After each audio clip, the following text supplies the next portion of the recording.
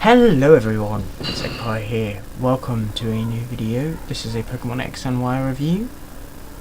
And yeah, I'm going to be saying what I think of Pokemon X and Y, as it's the 6th generation and a lot of people have done reviews on it. I am just doing it now. It's been out for a long time. So yeah, let's get into this review. First off, I want to say the things I didn't like about the game. The game, for one, was far too easy. If you used the experience share, you could breeze through the game easily. Pretty much. There might have been some challenges, but like all the gym leader battles were pretty much really easy. The Elite Four wasn't as easy, but still pretty easy if you had good Pokemon, and yeah.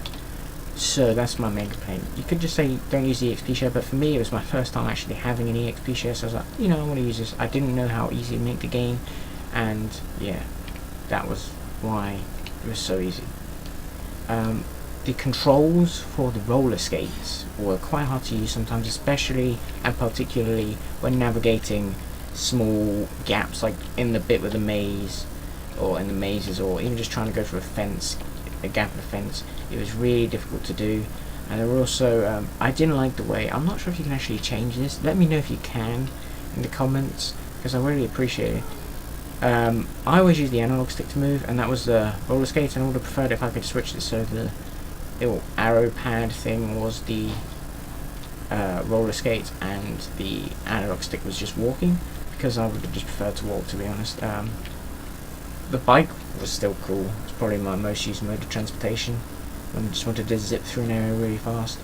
But yeah, that's that bit. Some of the 3D angles, of course, the game was amazing. It looked so cool and looked so amazing and beautiful.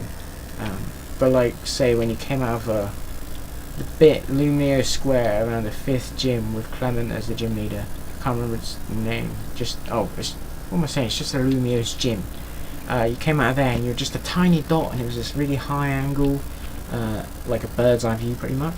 I didn't really like that because. Sorry about that, guys. As usual, people in my house only decide to make noises when I'm recording, so that's just great.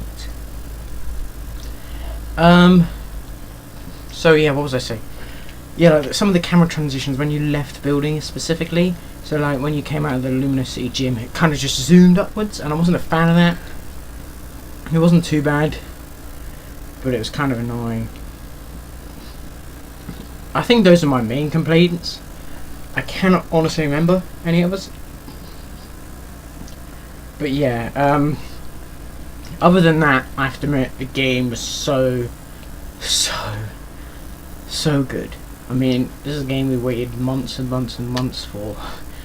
This is the game, I managed to get it a day early as well, which I was so happy about. I mean, I had a game come early one day before once, but this time the shop actually started selling them early, so even if you didn't have a pre-order, if they had copies in, you could go buy it a day before. But yeah, that doesn't really have any relevance even. It just felt so cool. Other thing I had a complaint about was there's only, if you don't want spoilers, I wouldn't listen.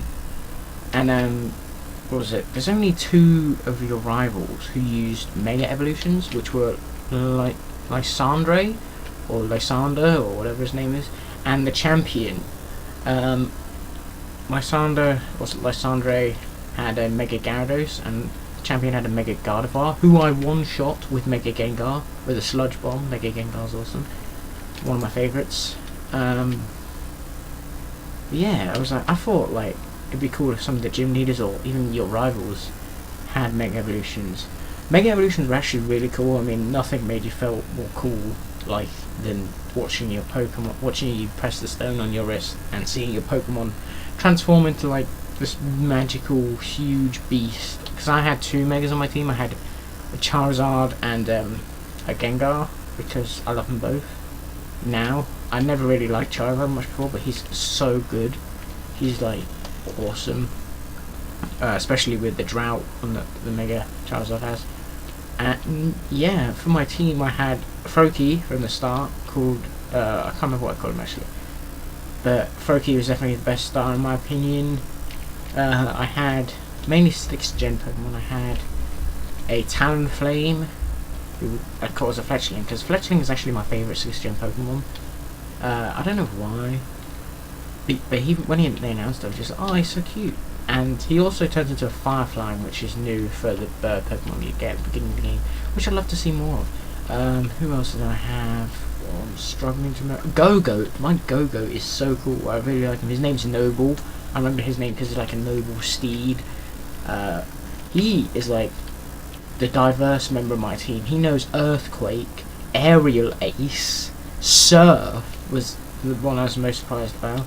I was looking at who could learn Surf, and he was one of them. So I was like, you know what? There's nothing cooler than walking on water using a freaking goat. So yeah, he knew Surf, and there was also, I think it was Horn Leech, because that's actually a really good grass move, and it regains your health. And my last member was Gonzalez. He was a Heliolisk. Pretty cool electric type, the only 6th gen electric type I actually encountered. I mean, I didn't spend a lot of time exploring routes, so if I probably looked, I would have found a Dedenne, but I didn't really want a Dedenne, because it's just a baby Raichu, and Raichu's pretty cool, but a baby Raichu who's part fairy, not my cup of tea. And they did actually place a lot of emphasis on fairy types, because like there's this bit where the characters stop you, and there was a whole fairy gym as well, which I was expecting. I can't remember how I did in the fairy gym. Probably the most obscure gym. But yeah, it gives you. One of the main reasons I liked fairy was because it gave you a reason to use poison and steel types, and especially poison type. I feel is like the forgotten type. I mean, no one really says the favorite type is poison. I mean, some people might have the favorite type as poison. I don't mind poison types. I never really use them as a I remember I once had a Nidoking, I believe he's poison. You can learn Surf, which is just like Go-Go learns Surf.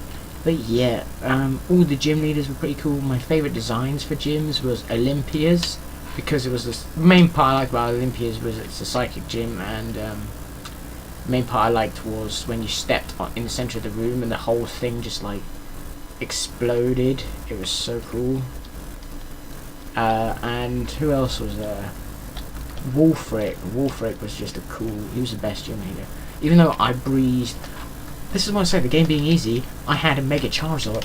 I breathed through the grass gym, Ramos' gym, easiest. I just I embered everything, I'm pretty sure.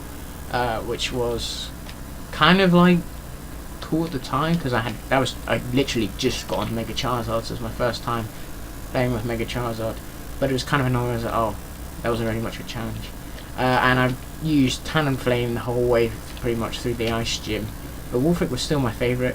They all had like 3 Pokemon though. I mean, it's like, what? 2 or 3 Pokemon was 3 was the maximum amount, I believe. And there was always be 1 6th gen one. I was kind of like, wow. The only person that I believe to have a 42 to 6 was the champion. That champion as well. I was not expecting Diantha to be the champion. Sorry if I just spoiled that for you, but as I said, it has been out for a couple of weeks. That was actually genuinely surprising. I think a lot of people thought, I thought AZ was going to be the champion, or I thought like one of the most obscure members of your group of rivals, like Trevor or Tierno, I thought actually was going to be the champion, just because he went through the whole game being so underwhelming, like never really doing anything special, never really battling you and defeating you at all, never really letting you see all of his Pokemon. But no, it was Diantha, and I never considered her, but she was a good champion, I think. She had both, I believe she had both the fossil Pokemon Final Evolutions. She had a Mega Gardevoir, I one shot, so I didn't really get to see how it performed. I have an impression it would have been good, because Gardevoir is a good Pokemon. Who else did she have? I think she had a Pyroar, which is kind of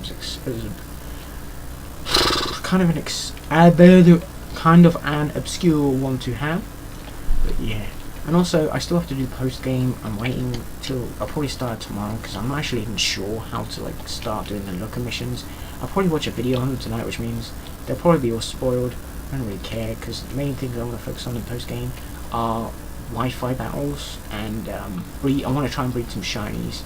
I'm going to find my friend's favourite Pokemon and I'm going to try and breed them all shiny. I know my brother's favourite Pokemon is Charmander, so I have the Charizard to start breeding. I just need to catch a Ditto, and maybe find Everstone to keep the natures if they have any good natures. But besides that, you guys, that is it for my Pokemon X and Y review. I have to give it 10 out of 10 despite all the problems. I really enjoyed it. It's the first Pokemon game in a long time I've completed completely legitimately, probably since Fire Red, to be honest, because I never I did this thing. I never really finished Pokemon games. I'm going to with my Christmas money, I'm gonna buy a bunch of, like, I want to buy Soul Silver, because, or Heart Gold, and Diamond, because Diamond's 4th is my probably, I don't know, I think 4th is my favourite gen still, but 6th definitely comes close second. But yeah, besides that, you guys, I just wanted to let you know, sorry for not uploading much this week, because I've just been really busy, and if you watch the block replication, I'm still waiting on to see if I've got into that. It's kind of annoying, but I get that it takes a lot of time to decide these things. They don't just want to let anyone on. If I do get on that, I'll start a survival series. I got two, at the time I'm recording this, 2 comments on what I should do next time, on what series you guys want. And Neo Raymondo, who I actually watch and has subscribed to me now, because I talked to him on Twitter a bit, quite a lot actually, he suggested a Pixelmon Nuzlocke, and I was like, oh my god, that is such a great idea. If I'm probably gonna do that, but I don't know when it's gonna come, so it probably won't come that often because it's gonna take a lot of effort to do. And yeah, that reminds me, I should still be starting Pokemon 3rd Gen LP when I can be bothered, to be honest. I haven't been motivated to record it this week, and of course more Fantages. I did have a lot of Minecraft footage recorded with Ballistic Jawa to be Fantages, but I couldn't hear him at all, so I had to delete all that footage because it was pointless, because it was 2-player Fantasia and you could only hear me. So that was just great. Just brilliant, wasn't it? Wasn't it? But yeah, I think I'll be the first to do a Pixelmon Nuzlocke, but I bet somebody's done one already. Still, thank you to the 2 people who left suggestions. At this point in time there's 2 people, so thank you to Neo Raymondo, and thank you to the person, I can't remember your YouTube username, who said Survival World. If I don't get into Block Crew, I'll be doing one of those, because I just wanted to record Minecraft this week, because 1.7 is out and it's awesome. Yeah, so that's it for this video, guys. Let me know your opinions on X and Y, or just Y, or X and Y down below. Tell me all about you. Tell me what style you chose, what your team's mega was, if you had more than one mega. I will be doing a top 5 or top 10 maybe mega evolutions video in the future, so let me know who you think I should include. Obviously I've only played with 2 of them, but from design I can say I want to get more.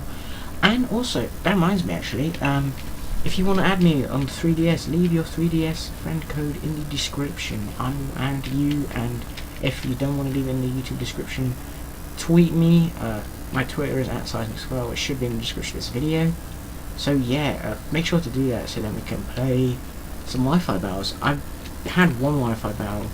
I was going to do one, and then there was the storm in England and my internet on my 3DS cut out. Obviously just my 3DS, nothing else, because that's me. And then some guy randomly challenged me while I was walking around to Wi-Fi battles. So I was like, you know, I haven't had a Wi-Fi battle, I'll accept his challenge. And then he either rage quit or disconnected halfway through. Probably disconnected. I was winning at that point. I mean, I had 3 Pokemon left, he had 2. So it's not like he couldn't have won, I think at least. But yeah, so this has probably been a much longer video than necessary, but you know, it's X and Y, so who can blame me? Alright, thank you guys for watching. I'll see you next time. Remember to subscribe and like the video for more 6th gen videos. And if you're excited for either the Pixelmon Nuzlocke or the Pokemon 3rd gen LP, make sure to tell me down below, and I'll see you guys next time. Goodbye.